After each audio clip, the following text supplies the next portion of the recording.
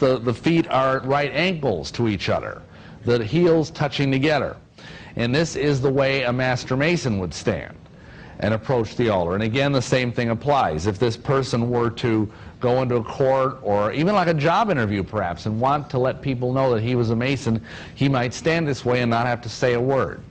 It's interesting, though, that Proverbs chapter 6 and 12 says this: "A naughty person, a wicked man, walketh with a froward mouth. He winketh with his eyes, he speaketh with his feet, he teacheth with his fingers." Just what we're talking about here. And people say the Word of God isn't inspired. Okay. Now, let's talk about the good old boy network. Let's talk about the craft and business.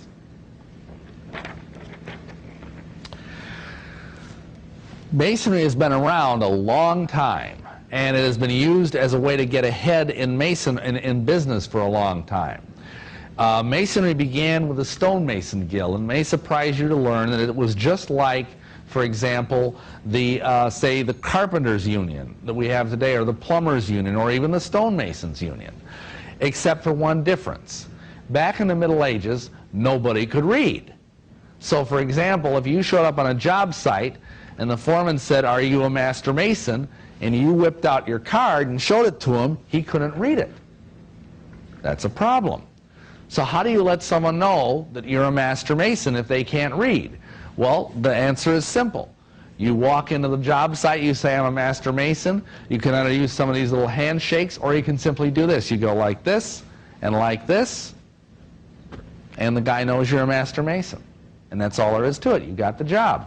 Just as good as a dues card. Now here's another question. It's more contemporary. Let's say your boss is a Mason. Let's say that you're up for a promotion and the guy that's competing with you for that promotion is a Freemason. Who do you think is going to get that job? I'll give you a clue. It ain't going to be you. Another thing that Masons do is they use the lodge to network. And this is especially the case with doctors and lawyers. Because doctors and lawyers, it used to be, their codes of ethics would not allow them to advertise. I know all of you are probably sick of seeing commercials for lawyers now. But, you know, back in my day, when I was, say, maybe 20, 25 years old, lawyers were not allowed to advertise. And so the only way they could advertise was through the lodge or through similar fraternal organizations. They would develop networks, and that's how they would get referrals. So then we have the whole thing of discounts. I've already alluded to that, for example, you can walk into a store, and if you're a Mason, you say certain little funny words, and they'll give you a discount. And then, of course, the question becomes, how many large corporations are being run today by Masons? Many, many of them. Just one example. How many of you know that Dave Thomas, the guy that owns Wendy's, he's a 33rd degree Mason? Might want to rethink where you buy your hamburgers. Anyway, and it's a shame because I always kind of like that guy. Anyhow, then we've got the lodge and the law. This is even getting more sinister here, folks. Because of what I just mentioned, this whole issue of how lawyers used to build clients, there's always been a close association between the lodge and the law. Large numbers of lawyers and judges are Masons. In fact, in the old days, almost all lawyers were Masons. That's a little bit less true today, but and especially obviously if you're a female lawyer, you're not a Mason. But many judges and many lawyers are Masons. Additionally, throughout Europe and America, a disproportionate number of law enforcement people are Masons. In London, it was essentially required that one be a Mason to advance in Scotland Yard or the Metropolitan Police. Untold hundreds of sheriffs in this country and police chiefs are Masons. J. Edgar Hoover, for example, was a 33rd degree Mason. This left a solid Masonic stamp on the FBI, which persists to this day. Now, all of this sounds only vaguely disturbing, but for one thing, and that is the content of the oaths that are given in Masonry.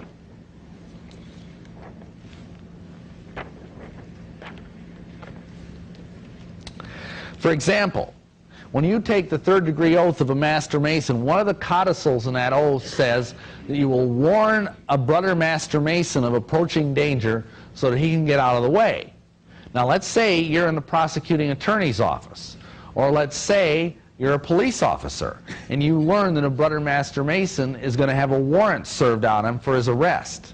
You're obligated by an oath to go and warn that Mason so he can skip town before he's thrown in the clink.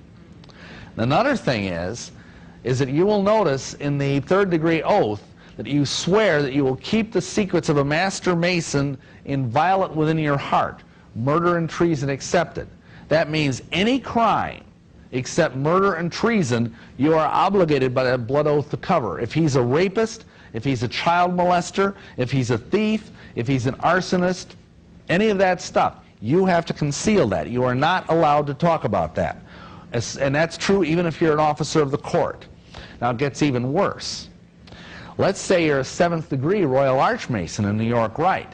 Then the oath is that you have to keep the secrets of a Royal Arch companion inviolate within your heart, murder and treason not accepted.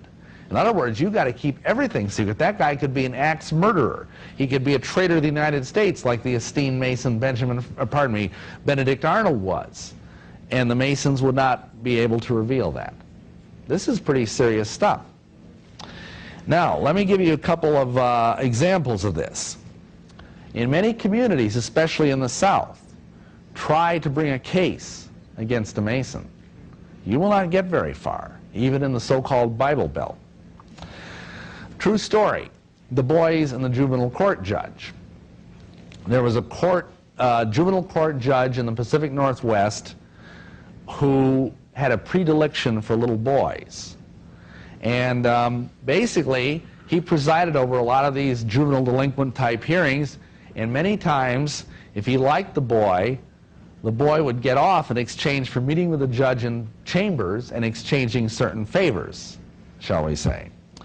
Well, this fellow, they kept trying to bust him, and because he was surrounded by Masons, both in the courts and in the law enforcement, they would always cover up for him.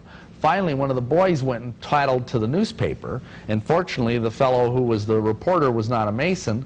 The story got out. The fellow apparently killed himself, but broken rocks were found in his pocket. Talk more about those broken rocks later. Another true story. There was a financial scam artist in London, and basically he was bilking all sorts of people out of money. And there was a Scotland Yard officer who was trying to nail this guy, and they couldn't get him, and they couldn't get him because the Masons in the yard and the Masons that were surrounding him were protecting him. Finally, the guy did manage to find enough evidence to convict the fellow, but guess what happened to the Scotland Yard official? He was almost busted the meter maid.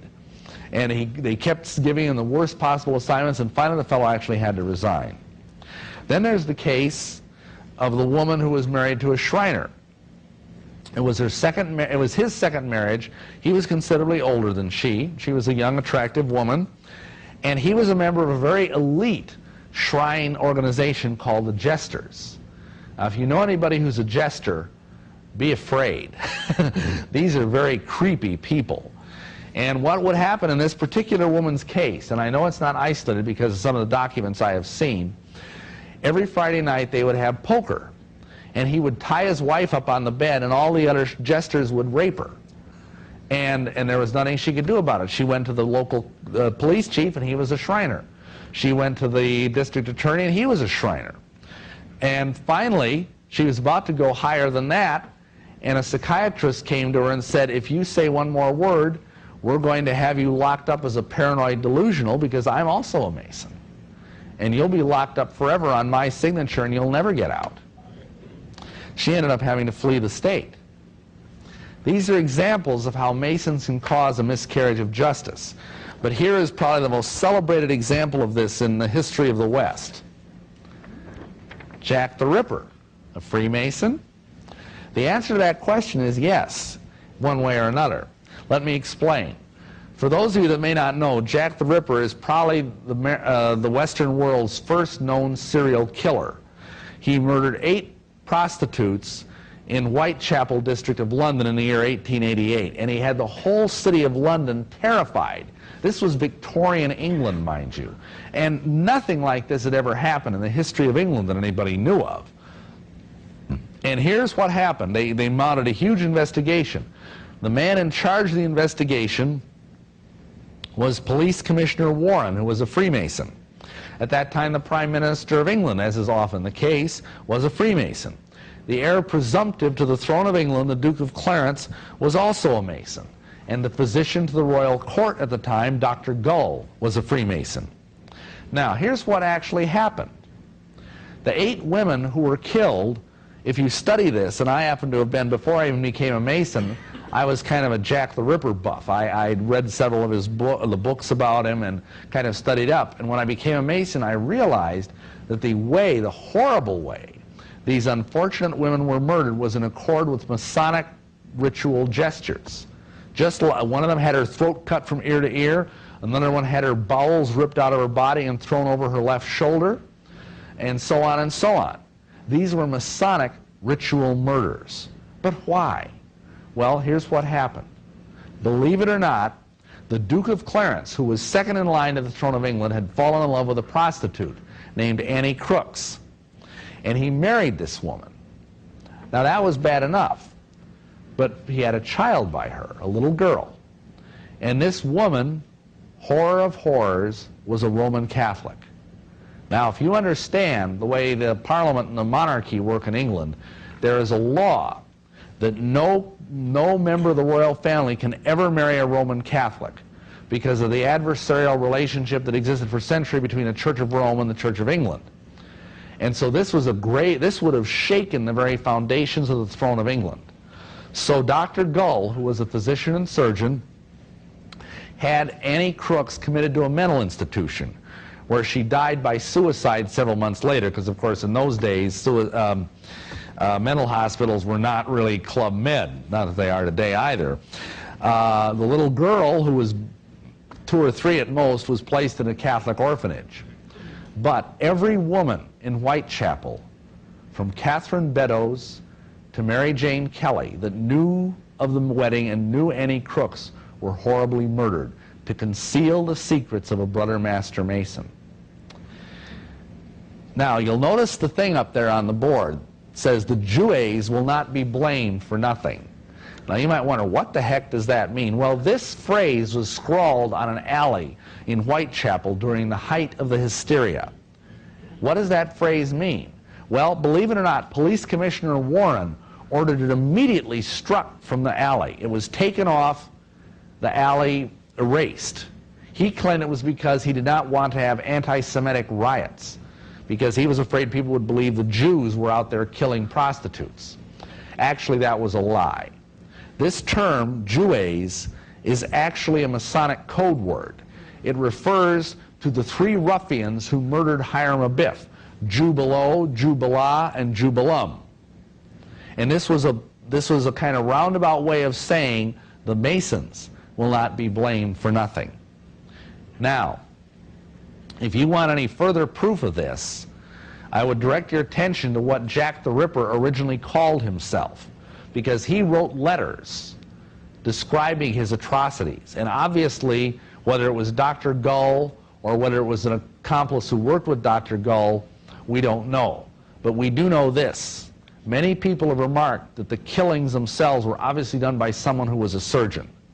The cuts were done very, very carefully and with an extremely profound knowledge of human anatomy. Anyway, the first time, before Jack was called Saucy Jack or Jack the Ripper, the first nickname he gave himself was Leather Apron. Now, every Mason, when they are made a Master Mason, is given a white lambskin or leather apron. That is the badge of a Mason. Now, this illustrates how Masonry can be used, and is often used, to conceal crimes, even for a century. Now, let's move on. We'll talk now about the craft and politics, everybody's favorite subject.